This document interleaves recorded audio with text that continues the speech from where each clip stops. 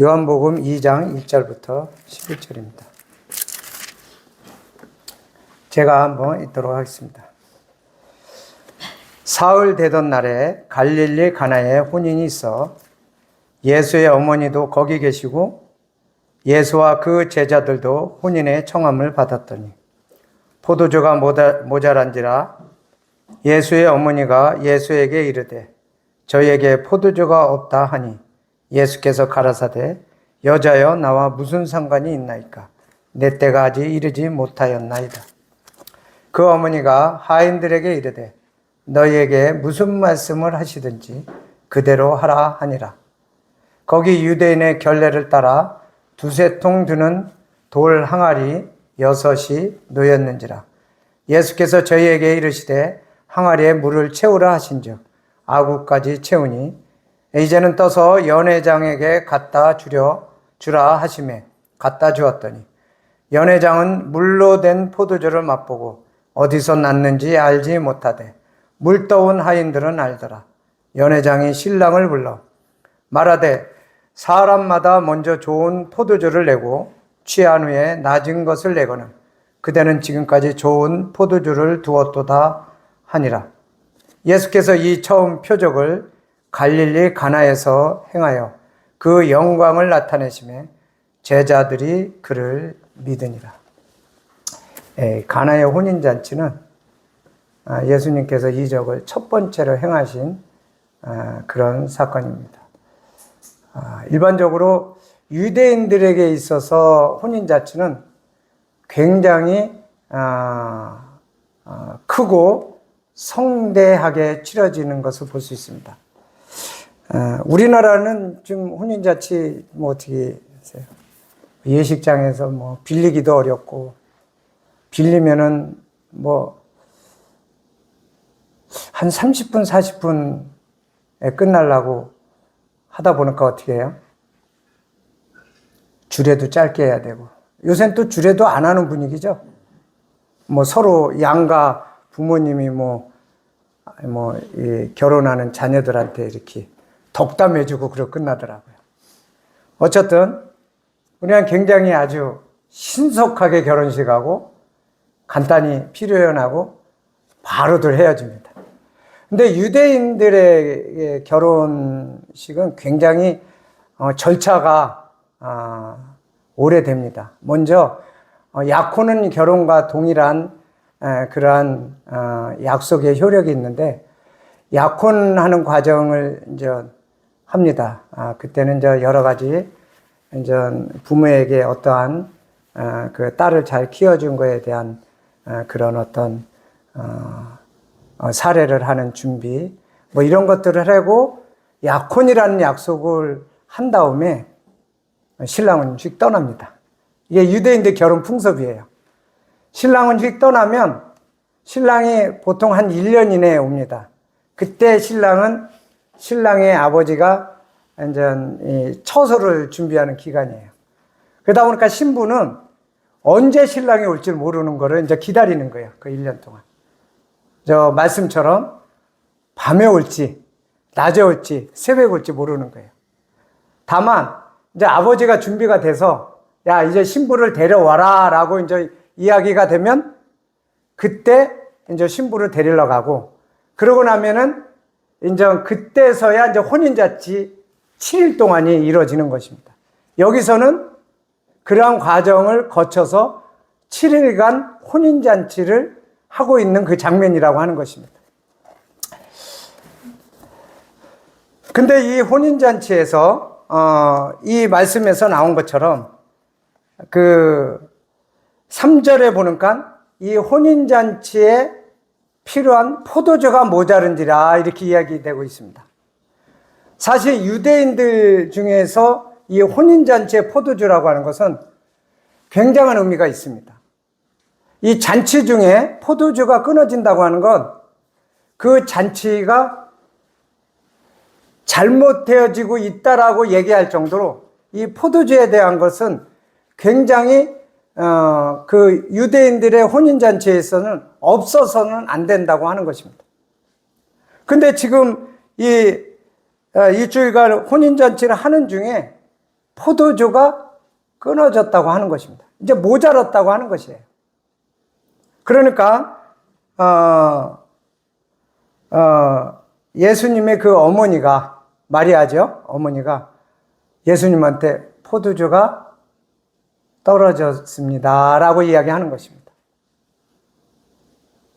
이 당시에 그 유대인들은 이 7일 동안의 혼인잔치가 그들에게선 굉장한 경사하고 축제예요. 이 부자들 아니면 일주일 동안 이렇게 하는 잔치가 없어요. 우리나라처럼 요식행위로 빨리 결혼식하고 가는 게 아니에요. 그들한테는 기다리는 잔치가 혼인잔치예요.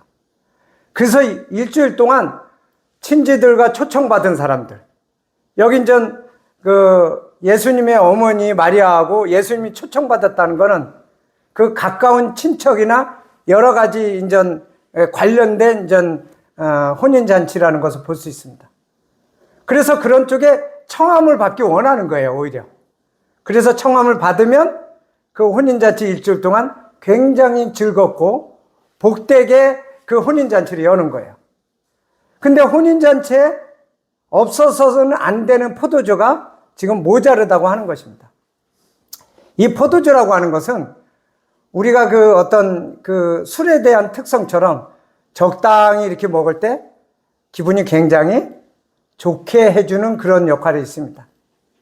물론 과도하게 먹었을 때 그 후유증에 대한 거는 분명히 많은 또 부작용이 있겠죠. 그러나 일반적으로 포도주라고 하는 특성은 그 사람의 마음을 굉장히 즐겁고 그 사람의 그 어떤 기쁨을 충만케 해주는 그런 역할들을 하기 때문에 사실 유대인들이 포도주를 즐겨 먹었다고 하는 것입니다. 근데 이 잔치에 포도주가 끊어졌다고 하는 것이에요. 그 예수님이 4절에 이와 같이 말씀하시면 여자여, 어머니 마리아한테 하는 거예요. 여자여. 우리가 여자여 하니까 조금 이게 부담스러울 수 있을 거예요. 어머니를 여자여 하니까. 근데 여기서는 번역이 여자여라고 왔는데 그 여성을 지칭하는 것에서 굉장히 귀부인한테 지칭하는 그런 표현으로 원어는 이렇게 되어 있는데 우리는 번역이 특별한 게 없으니까 그냥 여자여로 이렇게 표현이 된 겁니다. 하여튼 무례하게 표현한 건 아니었고요. 다만 여자여라고 한 거는 어머니라고 표현한 거하고는 좀 다른 표현이죠. 예수님은 공적으로 볼 때 마리아의 개인적으로는 아들로 되어 있지만 공적으로 볼 때 그분은 하나님이신 거예요. 그분이 이 땅에 오셔서 해야 될 일을 하시게 오신 그러한 사람이시지만 또 하나님이신 그분이에요. 그래서 여기서는 이 공적인 이야기를 하고 있는 거예요. 어머니라는 표현보다는. 그러면서 내 때가 아직 이르지 못하였다 이렇게 표현합니다. 내 때가 아직 이르지 아니하였는데 내가 지금 이 일을 할 게 아니다라는 것을 이야기하려고 하시는 거죠. 사실 주님은 이 가나안 혼인잔치의 이적을 통해서 우리한테 하시고자 하는 말씀이 있었습니다. 그리고 내 때가 아직 이르지 않았다는 것은 그 주님이 친히 그 피로 우리의 죄를 영원히 대속할 십자가의 그 사건의 때가 아직 이르지 않았다고 이야기한 것 뿐입니다.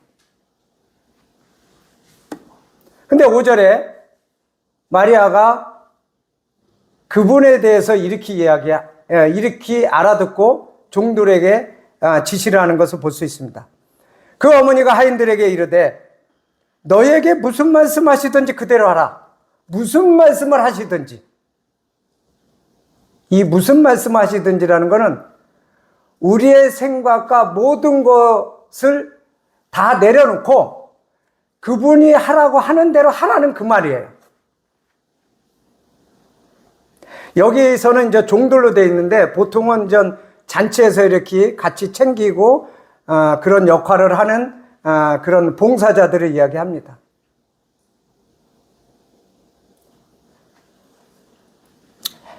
(6절에) 보면은 거기에 유대인의 결례를 따라 두세 통 드는 돌 항아리 6이 놓여 있더라 이렇게 나옵니다. 자, 포도주는 떨어졌고 거기에 채워지지 않은 돌 항아리가 6개 있었다는 거예요.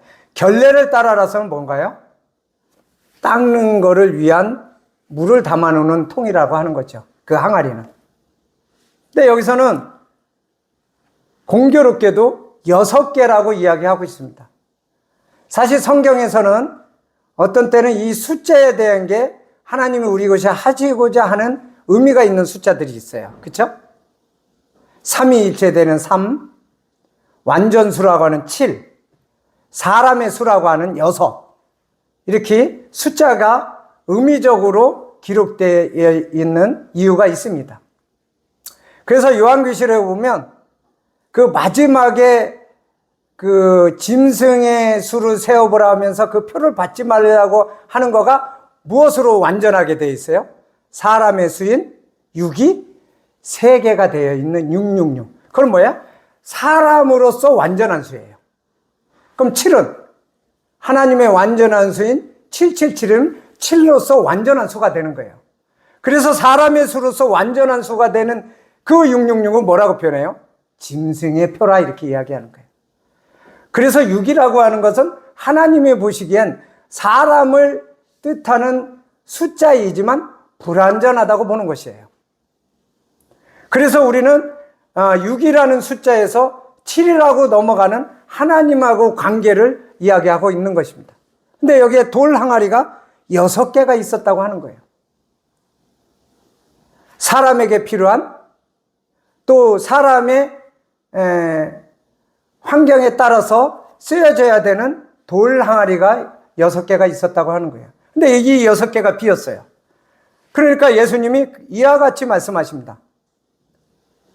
항아리에 물을 채워라. 근데 어떻게 채워라? 가득 채워라. 목 있죠? 항아리에 이렇게 목처럼 돼 있죠. 그 아구까지 짤람짤람하게 가득 채우라는 뜻이에요. 왜 가득 채우라고 하셨을까요? 주님이 채우라는 그 물이 가득 채워진 것 외에는 그 어떤 것도 그 안에 포함될 수 없게 하시라는 뜻이에요. 그래서 그 물은 아구까지 가득 채웠어요. 그 물은 더 이상 다른 첨가물이 들어갈 수가 없어요. 그리고 그 물은 주님의 말씀대로 충만함으로 그 물이 채워졌다고 하는 것입니다. 그러고 나서 주님이 이와 같이 말씀하십니다. 이제는 떠서 연회장에게 갖다 주라. 이 잔치할 때 일주일 동안 하니까 이 잔치를 주관하는 연회장이 따로 있어요. 이 유대인의 결혼에는. 그래서 이 잔치를 주관하는 연회장한테 갖다 준 거예요. 그럼 연회장은 또 그걸 가지고 어떻게 하겠어요? 이제 잔치에 참여한 분들한테 이제 어디 부족하냐, 어디 갖다 줘라 이렇게 이제 배분을 하겠죠. 근데 연회장이 이제 포도주가 떨어졌으니까 걱정도 하고 또 주관자 쪽도 걱정도 하고 그러고 있는데 주님이 물을 채우라고 하더니 그걸 떠서 갖다 주라고 하는 거예요. 여기 종들은 어떠한 생각을 했을까요? 아니 지금 포도주가 떨어졌는데 왜 물을 뜬금없이 채우라고 하고 왜 그 물을 떠다 주라고 할까? 연회장이 필요한 거는 뭐예요? 물이에요? 포도주예요? 포도주인데. 근데 이 종들은 그 생각이 났어요. 어떤 말씀을 하시든지 그대로 하라.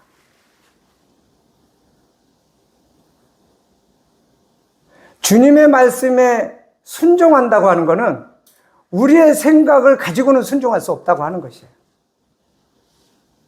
마리아는 이미 그 종들에게 어떠한 것을 명하든지 하라고 이야기를 해놨어요. 그는 생각했을 것입니다. 베드로도 사실 고기를 잡는 거로 치면 베테랑 중에 베테랑이에요. 종일 맞도록 그 고기가 어디에 많은지 전문가가 이 있을 만한 거를 찾아서 헤매고 헤맸는데도 고기가 없었잖아요. 근데 예수님이 깊은 곳에 그물을 던져낼 때 베드로가 생각했을 때는 어떨까요? 속으로. 그거 없어요. 아니 내가 누구보다 고기를 내가 없는 걸 아는데 근데 뜬금없이 무슨 깊은 데 가서 아마 베드로는 속으로 그랬을 거예요. 그러나 베드로는 주님의 명령을 순종했습니다. 근데 베드로가 생각할 수 없는 일이 일어났어요. 자기의 상식, 자기의 전문적인 지식이죠. 그거로는 이해할 수 없는 일이 일어났어요. 그물이 찢어질 정도의 같은 그런 고기가 걸려있다고 하는 것입니다. 베드로가 즉시 그 뒤에 이야기합니다. 저는 죄인이로소이다, 이렇게 이야기합니다. 베드로가 왜 뜬금없이 죄인이라고 했을까요? 그분의 신성을 알아봤다고 하는 것입니다. 우리 사람한테 죄인이로서야 그렇게 얘기 안 해요. 이제 여기에 하나님이신 그분이 사람이 돼서 이 땅에 오신 가나안 혼인잔치, 이 아주 복되고 즐거운 혼인잔치, 없어서는 안 될 포도주가 끊어진 그분이 이제 처음 시작을 하면서 그분의 신성을 드러내겠다고 하는 것입니다. 사실 가나안의 혼인잔치는 이 무생물이던 이 사람하고 관련되지 않은 이 모든 우주 만물의 주관자이심을 나타내는 놀라운 이적의 첫 번째라고 하는 것입니다. 사실 물이 포도주가 된다고 하는 것은 우리가 어떤 화학적인 성분을 통해서 바꾸지 않는 한은 상식적으로 이해될 수 없는 것입니다. 오히려 밤이 날이 새도록 수고하면서도 잡지 못했던 물고기가 잡혀지는 것하고도 비교할 수 없는 그러한 사건이라고 하는 것입니다. 그래서 그 종은 어쨌든 주님이 시키는 대로 그 물을 떠서 연회장에게 갖다 줬습니다. 근데 연회장이 봤을 때는요, 물이었나요? 포도주였다고 하는 것입니다. 그리고 맛을 보았겠죠. 근데 지금까지 먹어본 것 중에 비교할 수 없는 상품의 포도주였다고 하는 것입니다. 그러니까 연회장이 그렇게 표현해요. 보통은 좋은 거 먹다가 술이 취하면 좀 이제 감각이 약해지잖아요. 그럼 덜 좋은 거 먹여도 취한 기분에 먹기 때문에 잘 못 알아차린다 이거예요. 그래서 보통은 좋은 거, 야, 맛있다 할 때 실컷 먹이고 좀 적당히 취하면 덜 좋은 건 애도 모른다는 거예요. 근데 여기는 거꾸로다, 어떻게? 지금 게 오히려 포도주가 더 상품이다, 이렇게 이야기하는 거예요.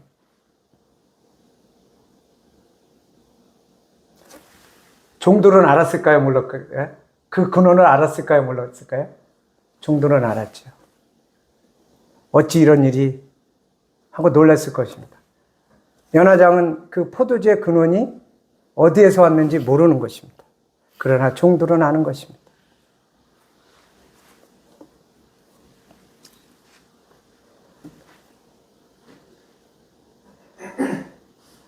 하나님이 사람이 돼서 이 땅에 오셨다고 하는 것은 이 잔치에 필요한 기쁨과 쾌락과 즐거움을 상징할 수 있는 이 포도주에 충만한 것처럼 이 땅에 우리들에게 이와 같은 기쁨과 즐거움의 충만을 위해서 주님은 이 땅에 내려오셨다고 하는 것입니다. 그러나 우리는 연회장이 그 포도주의 근원이 어디서 왔는지 알지 못하는 것처럼 우리는 여전히 그분의 이 땅에 오신 목적과 이유를 알지 못한다고 하는 것입니다. 그래서 그분은 가나안 혼인잔치를 통해서 우리에게 말씀하고 싶은 이야기가 있었다고 하는 것입니다. 그분이 이 땅에 오신 것은 이 땅의 사람들의 평생에 죽기를 무서워서 일생에 매어 종노릇하고 인생의 삶에는 수고와 슬픔뿐이고 인생의 삶에는 우리가 평안을 구하나 평안이 없는 그러한 인생에게 찾아오여서 이와 같이 끊어질 수밖에 없는 포도주의 충만한 기쁨을 주시기 위해서 오신 그분을 나타나기 위해서 가나안 혼인잔치에 그분은 이 이적을 통해서 우리에게 말씀하시고자 하는 이유가 있다고 하는 것입니다. 이제 우리는 왜 그분이 이 땅에 오셨는지를 우리는 깊이 생각할 필요가 있다고 하는 것입니다. 이제 가나안의 그 혼인잔치, 그 잔치는 더욱 기쁨과 즐거움이 충만했고 더욱 풍성해졌다고 하는 것입니다. 인생은 그 기쁨과 즐거움을 추구하지만 결국은 이 포도주가 모자른 것처럼 모자르고 끊어질 수밖에 없는 게 이 땅의 인생이라고 하는 것입니다. 그러나 주님이 오셔서 베푼 그 포도주의 이적은 6 항아리에 아구까지 채워진 그 최상품의 충만한 포도주는 아마도 일주일 동안 풍성하게 먹고도 남음이 있었을 것입니다. 이것이 주님이 이 땅에 오신 목적이에요. 주님은 낭비가 없습니다. 그러나 주님은 부족함이 없습니다. 항상 풍성함을 주시는 주님입니다. 그래서 우리가 참 기쁨과 참 즐거움의 근원이 어딘가라는 것, 어디서 왔나를 주님을 말씀하시고 싶었던 것입니다.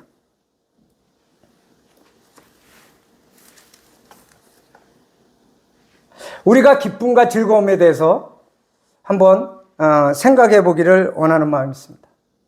저는 일반적으로 기뻐하고 즐거워라 했고, 기뻐하는 게 즐거운 거고, 즐거워하는 게 기뻐하는 거 아닌가 하는 생각을 했어요. 사실 단어 구분이 잘 안 되더라고요.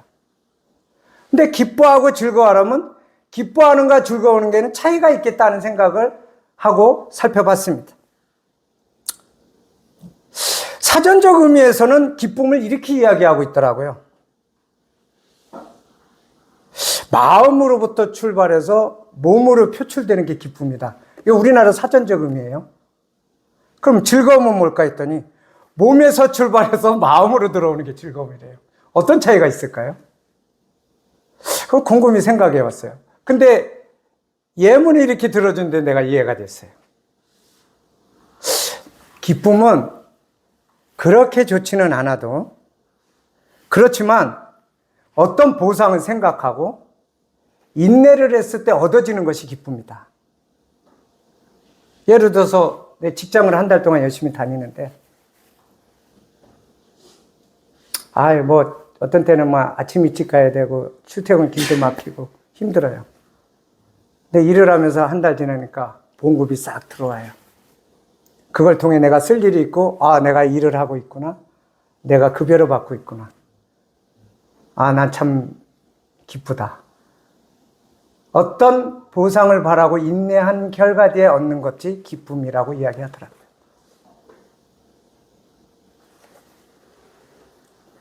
공자가 이런 말을 했더라고요. 이 구분을 위해서 한번 볼게요. 자기가 배우고 또 배워서 학습을 익히면 이 또한 기쁘지 아니한가. 먼 데서 벗이 와서 함께 지내면 이 또한 즐거움이 아닌가. 이렇게 기쁨과 즐거움을 구분을 했더라고요. 즐거움은 뭐냐?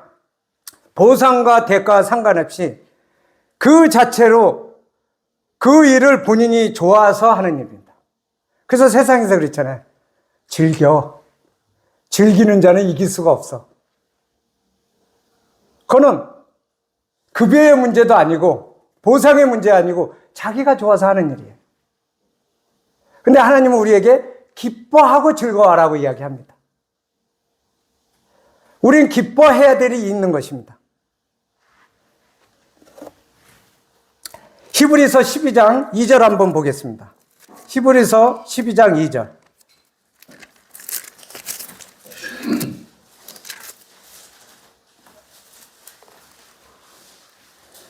믿음의 주요 또 온전케 하시는 인 예수를 바라보자. 저는 그 앞에 있는 즐거움을 위하여 십자가를 참으사 부끄러움을 개의치 아니하시더니 하나님 보좌 우편에 앉으셨느니라. 제가 성경을 여러 번 읽었습니다마는 제가 이 기쁨과 즐거움에 대해 구분을 하고 나서 이 번역에 대해서 좀 의아한 생각을 가졌어요. 이건 즐거움이 아닐 것 같다. 기쁨이지 않겠냐 하는 생각을 가졌어요. 왜? 아까 그 차이를 말씀을 드렸잖아요. 하나님이 사람이 돼서 이 땅에 오신 그분이 십자가를 참으시고 부끄러움을 참는다고 하는 거는 이건 사실 견디기 힘든 거 아니냐 이거죠. 이걸 즐거움으로 하실 수는 없을 것 같아요. 하나님이시라도. 왜냐하면 그분이 십자가로 하는 그 자체는 사람으로서 뭐라고 그러셨냐면 하나님이야 하나님이야. 나의 아버지 나의 아버지 어찌하여 나를 버리셨나이까. 이 잔을 내게서 옮겨달라고 부르셨다는 건 그 고통과 그 부끄러움이 얼마나 처절하고 처참했는지를 아셨다고 하는 것입니다. 그건 즐길 수 있는 게 아니에요. 그것은 즐거움이 될 수 있는 게 아닙니다. 그래서 제가 이쪽에 언어를 찾아보니까 기쁨이라고 이렇게 되어 있더라고요. 이 번역의 차이가 있더라고요. 기쁨과 즐거움이 잘 구분이 안 되니까 이건 즐거움이 아니라 기쁨이더라고요. 그러니까 주님은 뭐예요? 내가 이 고난과 고통이 있을지라도 내 십자가를 견디고 참고 그 일을 이룸으로 인해서 그 뒤에 있을 그거에 대한 그 아름다운 일들, 그를 통한 우리 인류의 구원과 그를 통한 첫 열매들에 함께하는 그것들을 위해서 뭐라고요? 부끄러움을 개의치 아니했다고 하는 것입니다. 이건 그분도 그 일을 위해서 인내하셨다고 하는 것입니다. 이것은 기쁨이라고 하는 것입니다. 빌립보서 2장 17절에서 18절 한번 보겠습니다.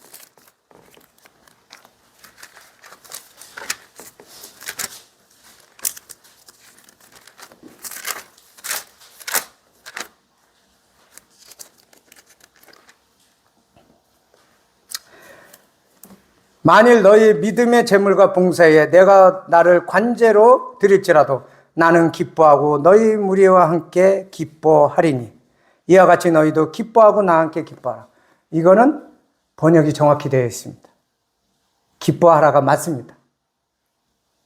근데 이 사도 바울이 하는 거잖아요. 사도 바울이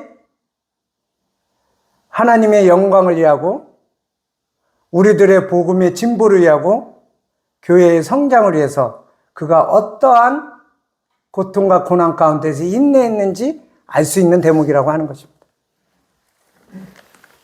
그분은 인내 뒤에 있을 그 놀라운 것을 위해서 그분은 기뻐하고 기뻐했다고 하는 것입니다. 그걸 아는 우리도 기뻐하고 기뻐하라고 하는 것입니다. 그래서 주님은 우리에게 기뻐하고 즐거워하라고 두 가지를 다 말씀하십니다. 우리는 기뻐해야 될 일이 있고 우리는 기꺼이 스스로 즐기면서 살아갈 즐거워해야 될 일이 있다고 하는 것입니다. 그래서 주님은 이 땅에 오신 우리에게 이와 같이 기뻐하고 즐거워할 수 있는 이유에서 주님은 이 땅에 오셨다고 하는 것입니다. 그래서 이 땅에서는 참 평안을 구하지만은 진정한 평안은 세상이 주는 평안이 아니다. 내가 주는 것이 참 평안이라고 주님 말씀하십니다. 이 세상에 많은 포도주가 있을지만 주님이 만들어 놓으신 그 포도주만한 것이 없다고 하는 것입니다. 그 세상에 어느 누가 그것을 흉내낼 수 있겠습니까? 그분이 만드신 그 포도주를 그 누가 넘볼 수가 있겠냐고 하는 것입니다. 그분이 주신 그 기쁨과 즐거움은 우리의 이와 같이 참 평안을 주는 것입니다. 세상이 주는 평안은 일시적인 것이고 결국은 근심으로 덮어질 것입니다.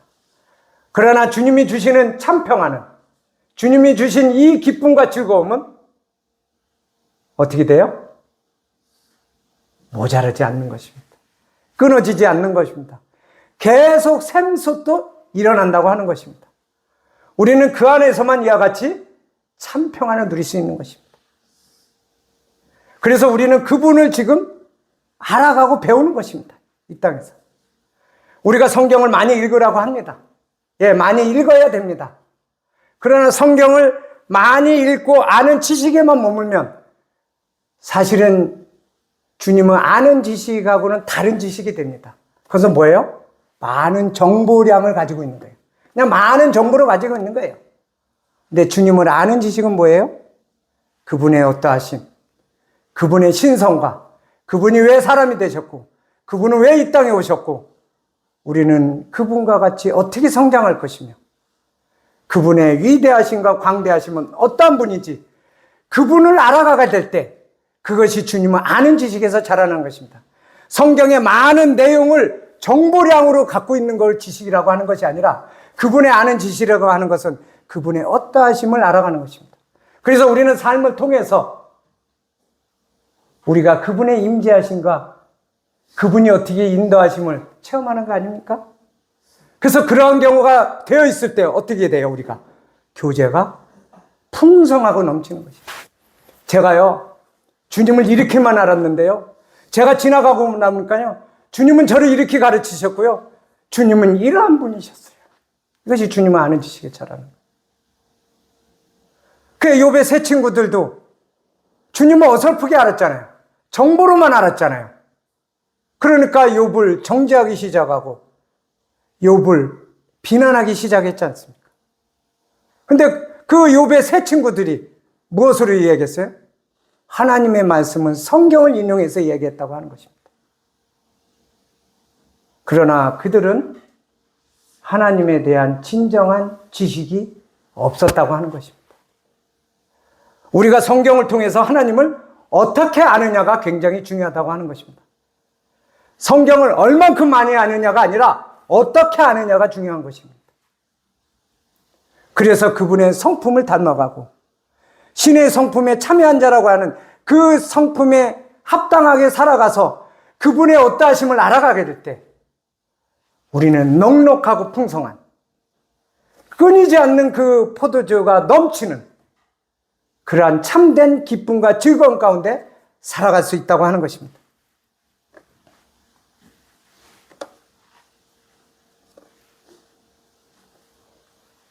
시편 34편 8절을 한번 보겠습니다.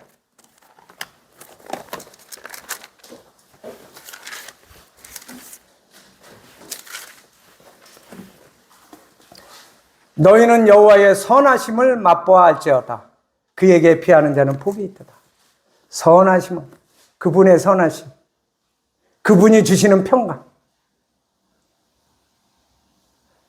이 맛본다는 게 어때요? 맛보지 않은 사람은 몰라요. 맛본 사람만 알아요. 어디 맛집에 갔더니 야, 평생에 이런 요리를 하는 사람도 있네? 한번 맛보세요. 저 같은 경우 카톡에다가 막 그 장소 옮겨놓고 언제 한번 또 가야지. 맛본 사람은 그 맛을 잊을 수가 없는 것입니다. 그분의 선하심을 맛보실 수 있게 되길 바랍니다. 그 선하심을 맛보면 그 맛을 잊을 수가 없다는 거예요. 그분은 이 땅에 오셔서 그분의 선하심을 우리한테 드러내고 그분이 주시고자 하는 이와 같은 기쁨과 즐거움이 충만케 하시기 위해서 그분은 6 항아리에 충만하게 물이 쌓이게 해서 그 어느 불순물도 들어가지 않게 하는 그분의 기쁨과 즐거움으로 충만한 포도주로서 연회장에 풍성하게 그 연회를 베풀게 하셨다고 하는 것입니다. 이제 이 땅에 그러한 주님의 혼인잔치를 주님은 원하시는 것입니다. 이제 우리가 그분과 함께 혼인잔치를 열게 될 것입니다. 이제 우리가 그 기쁨과 충만함이, 즐거움이 어떠한지 우리는 누리게 될 것입니다. 우리는 그날까지 그것을 누리면서 살아가야 될 필요가 있는 것입니다. 그러면 이 땅에 오신 그분 예수 그리스도는 어떤 분이신지 한번 살펴보기를 원합니다. 창세기 1장 1절을 한번 보도록 하겠습니다.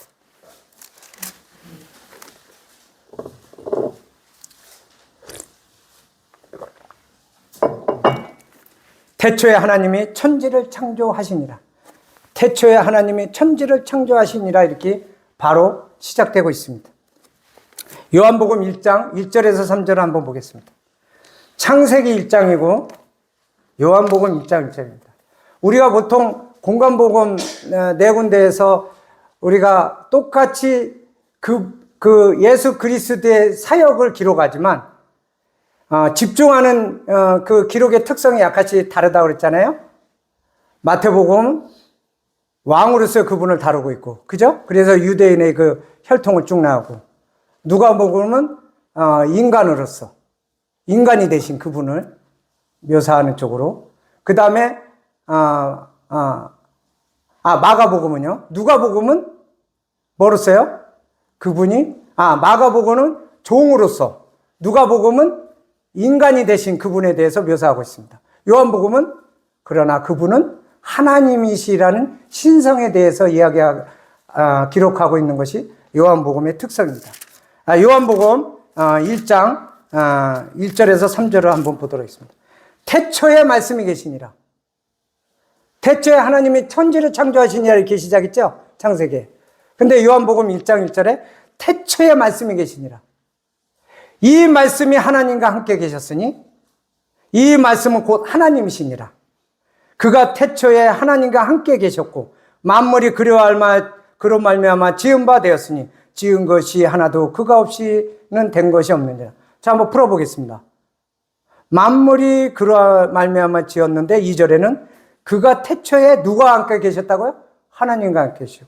그럼 앞에 그는 누구예요? 예수 그리스도예요. 그러면 창조를 누가 했다는 거예요? 예수 그리스도가 했다는 거예요. 그분은 하나님이셨고 그분은 창조주라고 하시는 거예요. 이 땅에 오신 예수 그리스도가요, 창조주라고 하는 것입니다. 말씀이 육신이 되어서 오셨다고 그랬잖아요. 이 세계는 무엇으로 지어졌다고 그랬어요? 말씀으로 지어졌다고 그랬어요. 그분은 말씀이라고 그랬고, 말씀이 육신이 되어 오셨다고.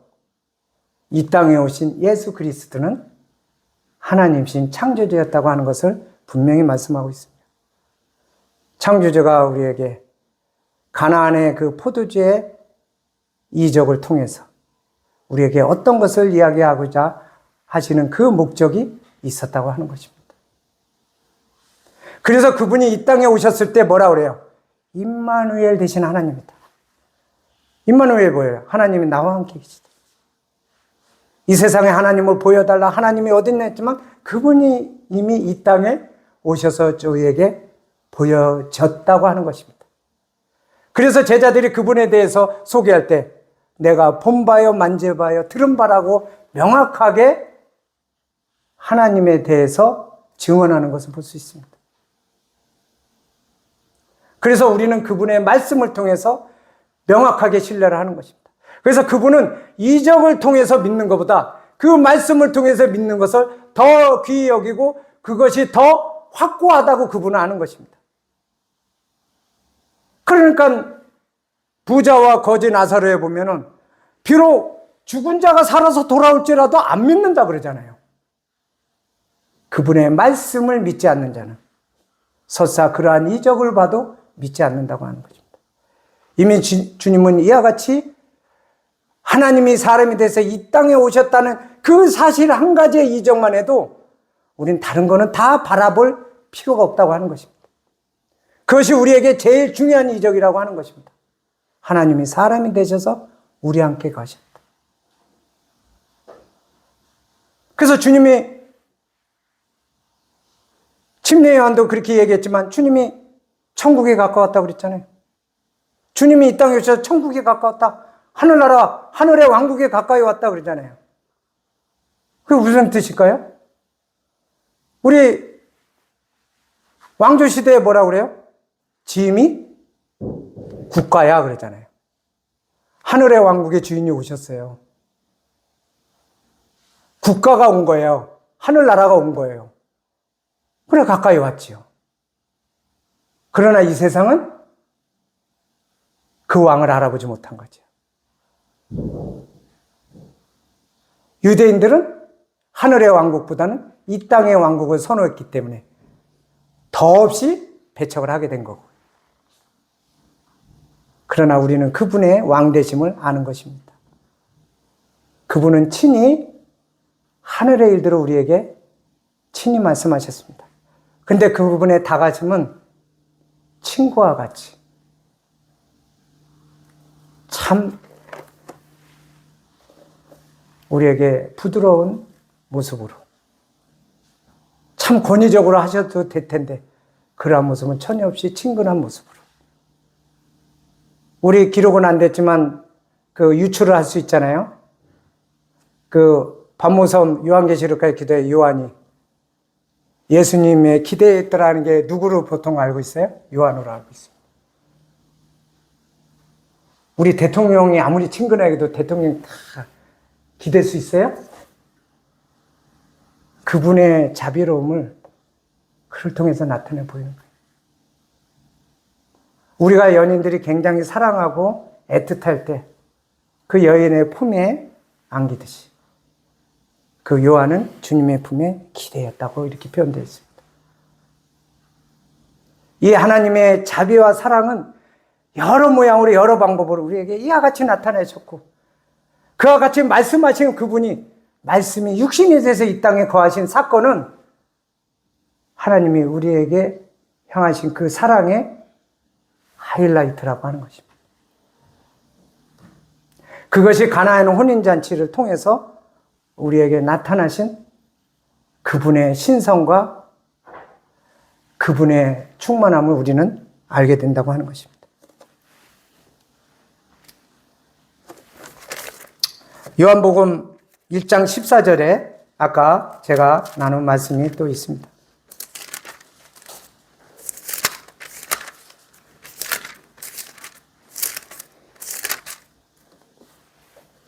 말씀이 육신이 되어 우리 가운데 거하심에 우리가 그 영광을 보니 아버지의 독생자의 영광이요 은혜와 진리가 충만하더라. 말씀이 육신이 되어서 있다고 하셨습니다. 골로새서 1장 16절을 한번 보도록 하겠습니다.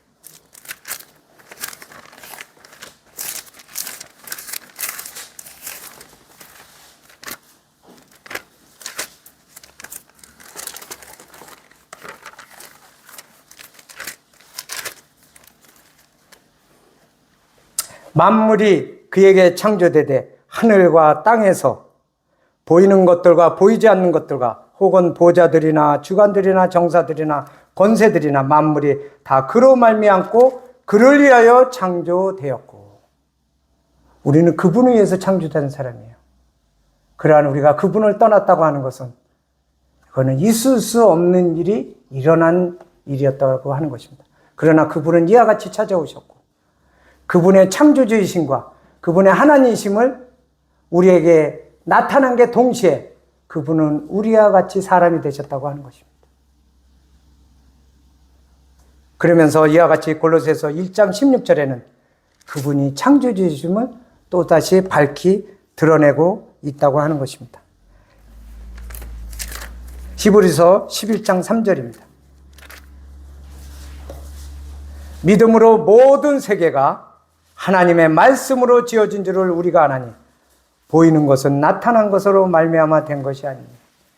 여러분 보이는 것에 너무 마음의 상함을 입지 않길 바라는 마음이 있습니다. 왜요? 이 말씀하셨잖아요. 보이는 것은 보이지 않은 거로 말미암니다. 사실 보이는 것은 잠깐이요. 보이지 않는 건 영원하다고 했고 우리가 보이지는 않지만 이거보다 더욱 풍성한 것이 하늘에 간직되어 있다고 하는 것입니다. 그래서 여러분들이 보이는 것에 대해서 마음을 상해하지 않게 되기를 바라는 마음이 있습니다. 그것은 지나가는 것이고 그것은 사라지는 것이고 우리에게 영원한 것이 아니라고 하는 것입니다. 이 땅에 보이는 것들로 인해서 실망할 필요가 없는 것은 그것은 이와 같이 주님이 우리에게 주시는 참 평안과 그 기쁨과 즐거움이 있다고 하는 것입니다. 그래서 우리는 주님 앞에서 인내하는 기쁨과 또 주님이 주신 평강 가운데서 항상 행복한 즐거움이 함께 한다고 하는 것을 알 수 있습니다.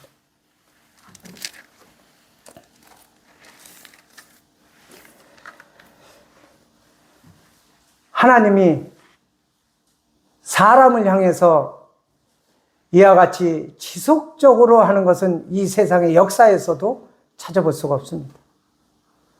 우리가 인류의 역사가 6천년, 7천년을 이야기하지만 이 성경의 기록을 보면 모든 하나님의 중심이 이 인류에게 향하여 있다고 하는 것을 알 수 있는 것이 이 성경에 기록되어 있는 66권이라고 하는 것입니다.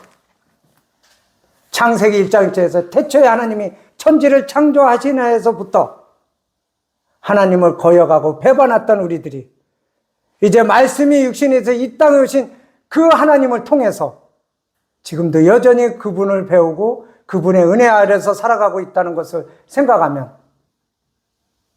우리의 아버지는 하나님 아버지라는 것을 우리는 명확히 알 수 있다고 하는 것입니다. 그래서 야곱이 그렇게 꾀를 부리고 그렇게 어떻게 보면은 참 저게 하나님의 사람이 맞냐 하는 그러한 야곱의 이름을 달고 살던 야곱이 이스라엘이라는 이름으로 바뀌게 해주신 하나님이라고 하는 것입니다. 그때 야곱은 이제 떠날 때쯤 그분에 대해서 명확히 아는 표현을 합니다. 태어남으로서 지금까지 나를 길러주신 하나님.